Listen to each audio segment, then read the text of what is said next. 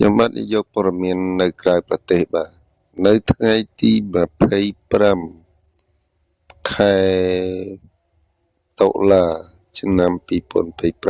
2025បានឃើញក្រុមបើកយន្តហោះមួយក្រុមដែលខ្វះបច្ចេកទេសធ្វើឲ្យយន្តហោះនោះធ្លាក់ចូលទឹកជាស្ថាពរបាទអញ្ចឹងសូមបងប្អូនទៅតាមដានទស្សនាសង្ខេបដូចតទៅបាទសូមអរគុណនិងសូមជម្រាបលា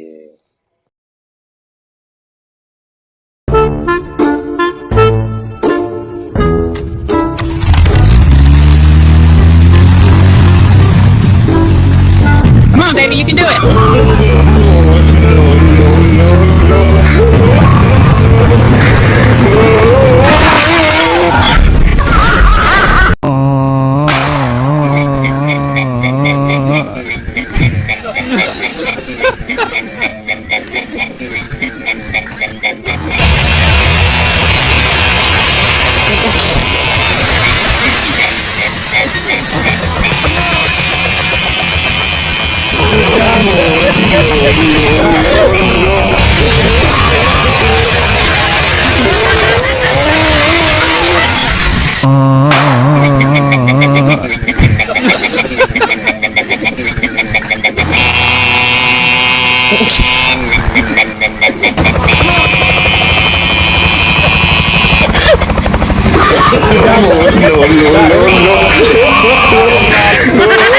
No.